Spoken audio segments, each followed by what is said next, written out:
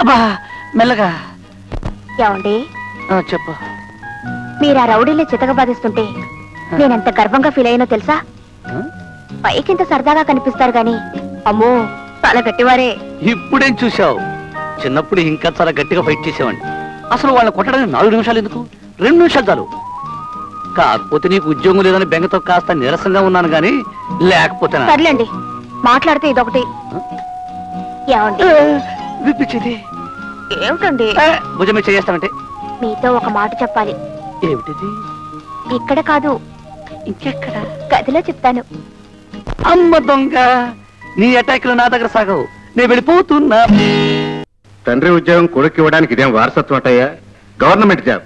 But ఒకవేళ ఎటువంటి పరిస్థితుల్లోనైనా తండ్రి పోతే ఆ ఉద్యోగం కుమారుడికి ఇవ్వడానికి ఆస్కారం ఉంది. That is foolish idea. చూడు మిస్టర్ వెంకట్రావు. ఏ మల్లెపూలబ్బాయి, ఓ మోరంతా? 3 ముప్పాలండి.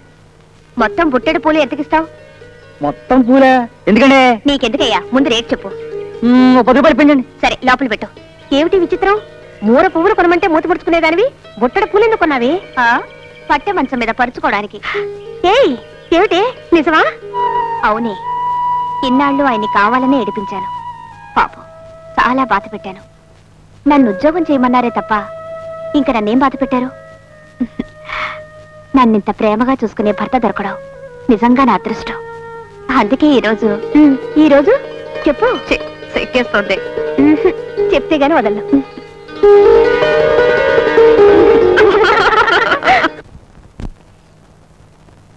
ఒరే మోహన్, ఒరే నువ్వు ఎప్పుడు వచ్చావుట్రా? ఈ ఆఫీసర్ గారు కుట్ర చేసి నాకు నైట్ డ్యూటీ వేశాడ్రా. Very good. అయితే నిన్ను బలి తీసుకున్నాడు అనమాట.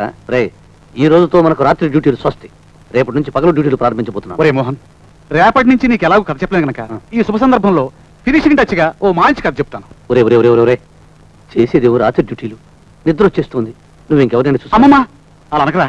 సమయానికి వీళ్ళు ఎవరు లేరు. ఎవరికో వారికి కథ చెప్పందే నా మనసు కుదురుగా ఉండదు. ప్లీజ్ ప్లీజ్ వినరా. సరే అయితే తొందరగా చెప్పు. అది సరిగ్గా 3 నెలల క్రితం ఓ రాత్రి ఎవరికో ఫోన్ చేస్తుంటే రాంగ్ నెంబర్ ఒకటి వచ్చింది. ఎవరో అమ్మాయి, పెద్ద కంపెనీ, దాంట్లో టెలిఫోన్ ఆపరేటర్. హలో అన్నాను. హలో అంది. రాంగ్ నెంబర్ అంది. అయినా చాలా తెలివిగా మాట్లాడించాను. నంబర్ చెప్పింది. ఆ మన్నాడు కూడా ఫోన్ చేశాను. మొన్నటి వరకు అలా చేస్తూనే ఉన్నాను. విచిత్రం ఏంటంటే ఆ అమ్మాయి పెళ్ళైంది. భర్త కూడా ఉద్యోగం చేస్తున్నాడు. అతని నైట్ డ్యూటీ, ఆ అమ్మాయి డే డ్యూటీ. అందువల్ల వాళ్ళిద్దరూ కలవడానికి కుదరడం లేదు. అదే అక్కడున్న వీక్ పాయింట్.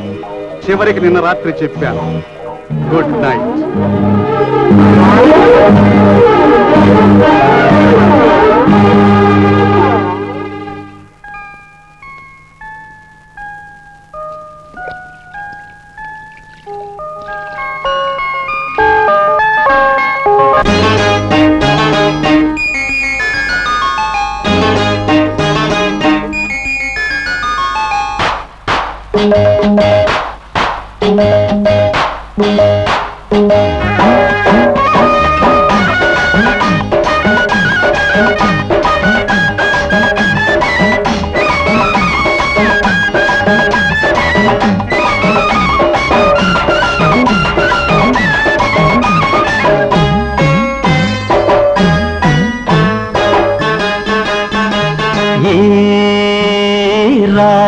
గడిచేదట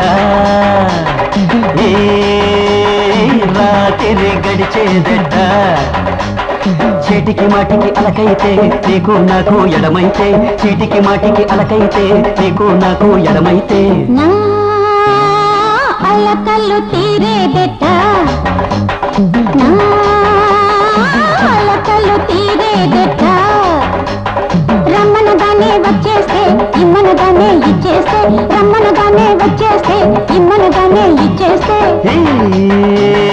రాత్రి గడిచేదట నా అలకలు తీరేదట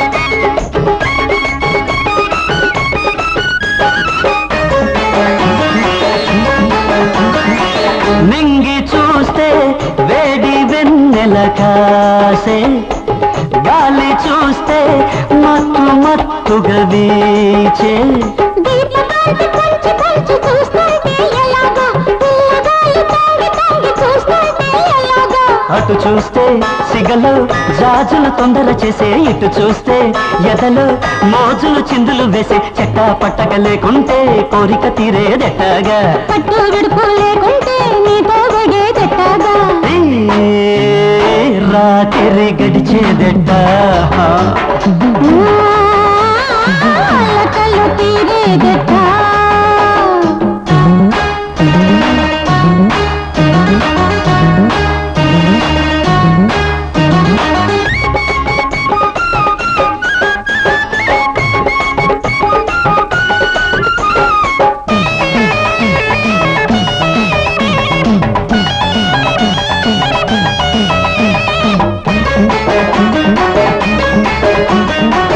కోడి వయసు నీలో అల్లరి చేసే కొత్త సిగ్గు నాలో అలజడి రేగే కలికి సిగ్గు దోచుకోక మన సాగదు ఎలాగా కౌగిలింత కాపులేక తనువు నిలవదెలాగా నీ సొగసు మనసు నీవే కాదన్నానా నా ముందు మురిపో నీకే లేదంటానా అన్ని తనిలో సగమిస్తే అమ్మగా మారే వరమిస్తే ఆశలు తీరేదెట్టాగా రాత్రి ఇట్టా గడిపేస్తే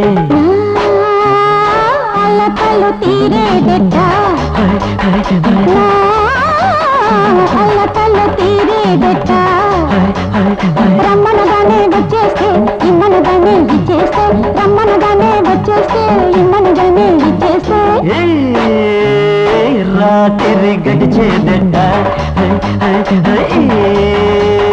రాత్రి గడిచేదెట్ట చీటికి మాటికి అలకైతే నీకు నాకు ఎడమైతే చీటికి మాటికి అలకైతే నీకు నాకు ఎడమైతే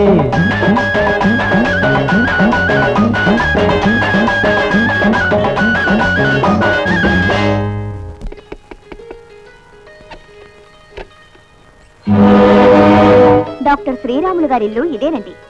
మీకు మా స్వాగతం, సుస్వాగతం. ఏమిటి మాస్టారు, ఇవాళ మీ మొహంలో నవ్వు ఆఫీసులో మర్చిపోయి వచ్చారా? ఏమండి, ఏమిటి మాట్లాడరు? మీరెప్పుడొస్తారా అని కళ్ళు కాయలు కాచేలా ఎదురు చూస్తున్నాను. రండి.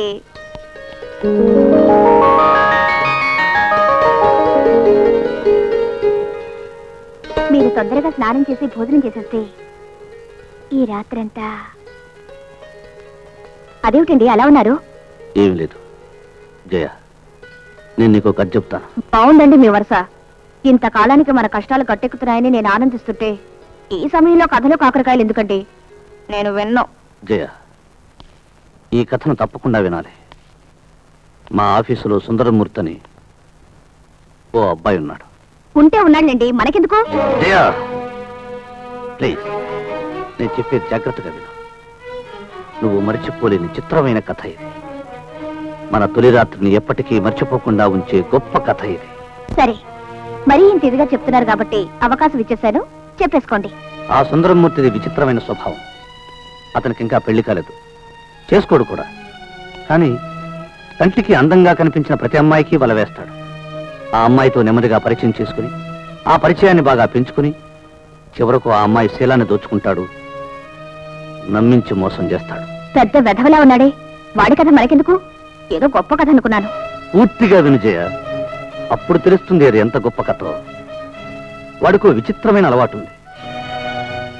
తను అనుభవించిన ప్రతి అమ్మాయి దగ్గర నుంచి ఆ అనుభవానికి చిహ్నంగా ఏదో ఒక వస్తువును దొంగతనంగా పట్టుకొచ్చేస్తూ ఉంటాడు. మర్నాడు మా ఆఫీసులో అందరినీ పిలిచి ఆసక్తికరంగా అందంగా ఆ అమ్మాయిని ఎలా బుట్టలో వేశాడో ఎలా అనుభవించాడో అందరికీ వివరంగా చెప్పి చివరికి తను తీసుకొచ్చిన వస్తువును అందరికీ గర్వంగా గొప్పగా చూపిస్తాడు. దుర్మార్గుడు, అమ్మాయిని పాడు చేసింది కాకుండా 10 మందికి చెప్పి పరువు తెస్తాడా? ఇడియట్. అవును, అది వాడి అలవాటు. వాడు ఈ రోజు కూడా ఓ విచిత్రమైన కథ చెప్పాడు. అది చెప్పిన తరువాత ఓ వస్తువు చూపించాడు. అదేమిటో తెలుసా?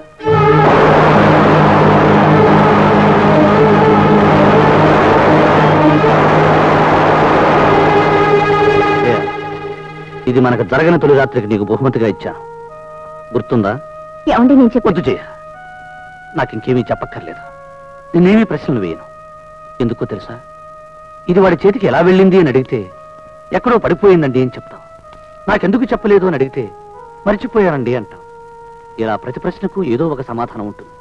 నేను వినకూడని సమాధానం ఒకటి ఉంటుంది కాబట్టి వేయకూడని ప్రశ్నలు వేయను. జయ, నాకు తెలిసినంత వరకు నేను ఉద్యోగం చేయమన్నానే తప్ప ఇంకేమీ బాధ పెట్టలేదు. అప్పుడప్పుడు కాస్త కోపంగా ప్రవర్తించాను. నాకు మంచితనం మీద గొప్ప నమ్మకం ఉంది.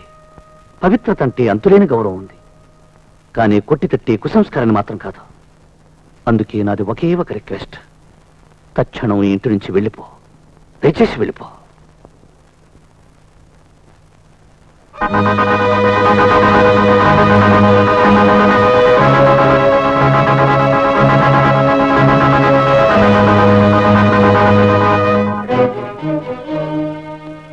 జయ, నా మీద నీకేమన్నా సానుభూతి ఉంటే మన గురించి ఎవరికీ చెప్పొద్దు. అదే నిన్ను కోరేది. వెళ్ళు, వెళ్ళిపో.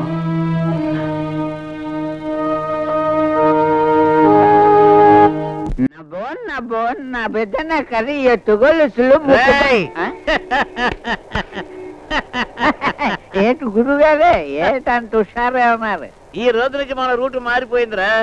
మనం ఇప్పుడు వెళ్ళేది ప్రసాద్ కాదు, గాంధీ షాప్ కే. ఇదిగో నీకు మంచి పార్టీ ఇస్తాను పద. అయ్యి బాబు లాటరీ అని కొట్టేసినారు.